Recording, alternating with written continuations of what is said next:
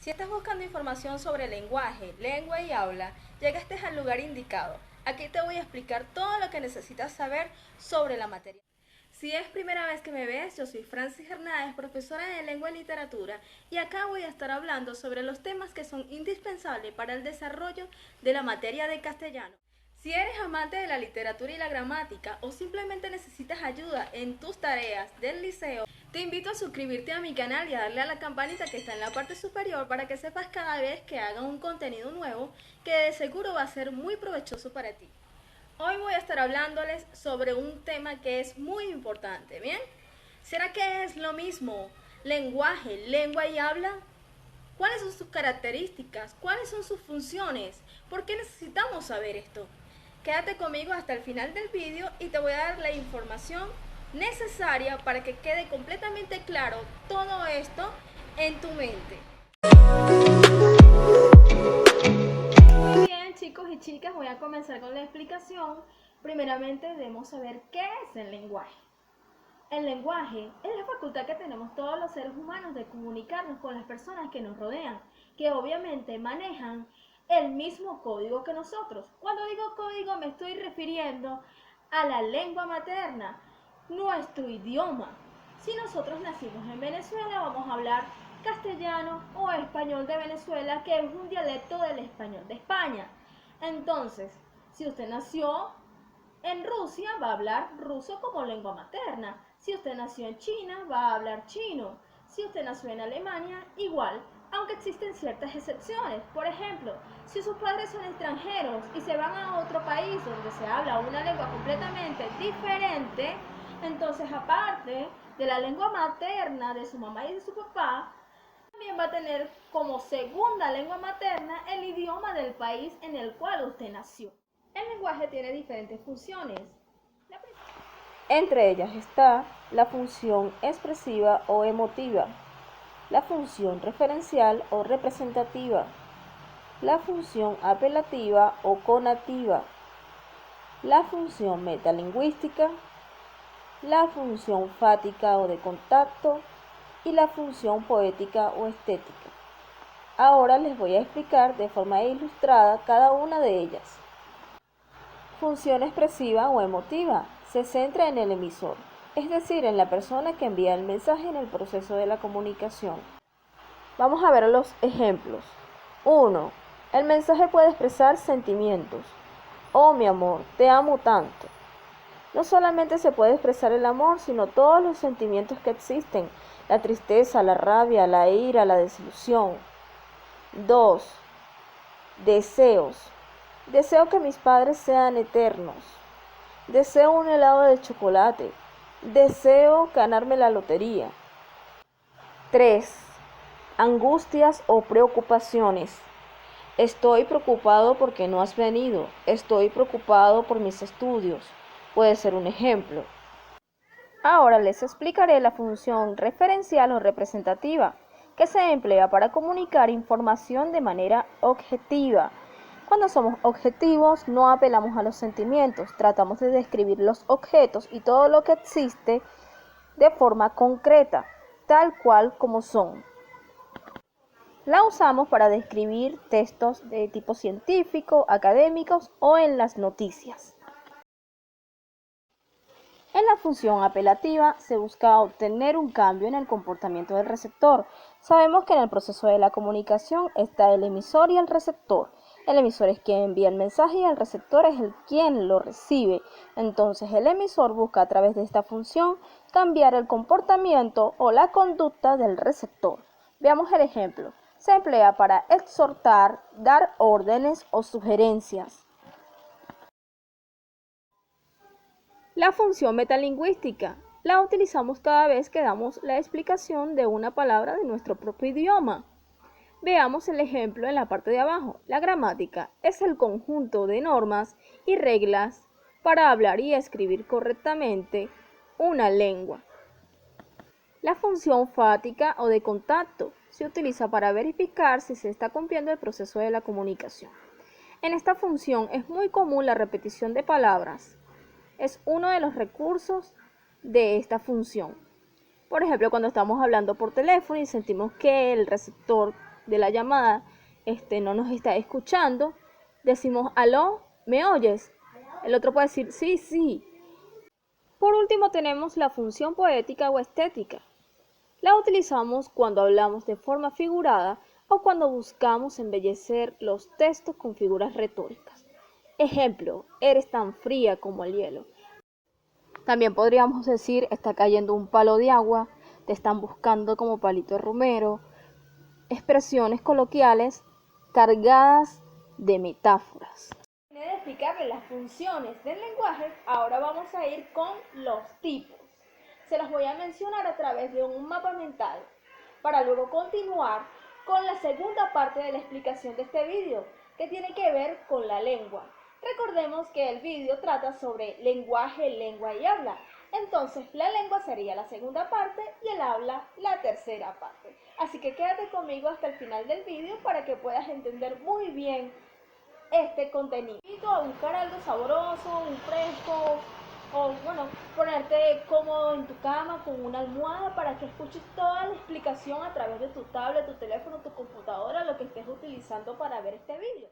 Como les estaba diciendo, existen diferentes tipos de lenguaje. Entre ellos está el lenguaje oral, el textual, el gestual, el transcrito, el virtual, el articulado, el visual y el escrito, aunque hay muchos más como el matemático, el musical, el poético y el científico. Ahora sí comenzamos con la segunda parte de esta explicación dedicada a la lengua. Recordemos que la lengua no es más que el código, y el código, para simplificarlo aún más, es simplemente el idioma. Todo código está constituido por un sistema articulado de signos lingüísticos. Los signos lingüísticos, para entenderlo así facilito, son palabras que contienen significado y también una huella acústica. ¿Qué es la huella acústica? Bueno, el sonido que podemos transmitir de esa palabra. Que por ejemplo, este objeto en Venezuela le decimos mayonesa, ¿bien? Y dependiendo también de la región puede variar el nombre, pero por lo general todos les decimos mayonesa. ¿Qué es una mayonesa? Bueno, un tipo de aderezo. Sabemos el significado del objeto. Entonces, también reconocemos el objeto cuando se lo escuchamos a otra persona decir. Si alguien le dice a otra persona, mira, quiero una ensalada con mayonesa, sabemos que es de esto a lo que se está refiriendo, ¿ok? Los nombres, los sustantivos que utilizamos en nuestro código son producto de una convención social. ¿Qué significa eso? Bueno, que se llegó al acuerdo de que un objeto se iba a llamar así, de acuerdo a sus características, su forma y demás. ¿Bien? Entonces, por ejemplo, sería bien raro que, por ejemplo, en mi país, en Venezuela, se le dejara de llamar mayonesa, así como así, y se le comenzara a llamar, no sé, pipa, algo así, una palabra extraña que nosotros no conocemos y no sabemos de dónde viene. Pero es importante que sepan que toda lengua tiene una serie de reglas o normas gramaticales y que estas normas no pueden ser mutables, ¿bien? Las reglas como tal de una lengua se mantienen. Entonces, por ejemplo, yo no puedo utilizar los artículos de la manera como me dé la gana. Si yo quiero decir que la casa es amarilla, utilizo una serie de palabras para crear una oración, ya sea oral o escrita, ¿bien? Entonces, por ejemplo, utilizo un artículo, un sustantivo y un adjetivo.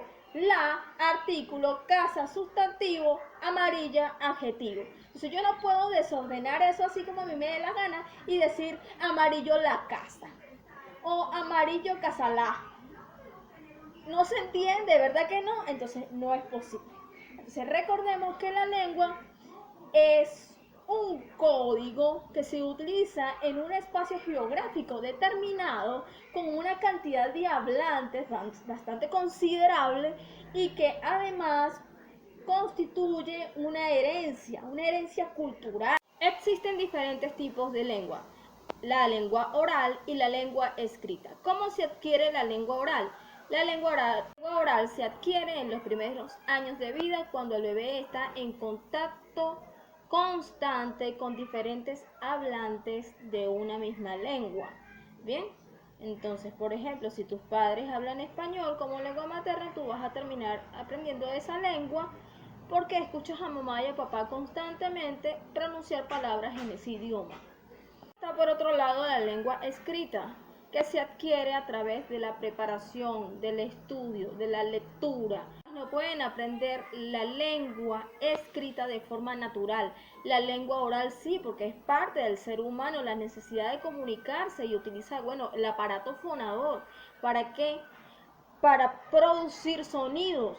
Pero la lengua escrita no se puede aprender si no hay una persona enseñándote el código escrito. La enseñanza de la lengua escrita comienza más o menos a los 5 o 6 años, cuando ya los niños tienen la capacidad de hacer trazos, ¿bien? Cuando ya pueden hacer las letras, cuando la maestra comienza a pedirle que escriba su nombre, las vocales, las sílabas. Desde allí comienza nuestra formación en la lengua escrita y básicamente nunca termina, porque es necesario mantener el hábito de la lectura para depurar cualquier tipo de problema ortográfico. Tenemos el habla, la tercera parte de este vídeo. El habla es el uso particular que le da el hablante a su lengua. Los hablantes pueden manejar diferentes dialectos dentro de un país. ¿Por qué? Porque si hay diferentes estados, hay también diferentes formas de manejar el idioma. ¿Bien? Entonces allí entra lo que es el dialecto, que es una variación de una lengua. También los hablantes pueden hacer el uso particular de la lengua a través de la formación del argot o de la jerga, que son lenguas especializadas en las cuales los hablantes se diferencian del resto utilizando una forma especial de hablar, bien que es propia de grupos minoritarios.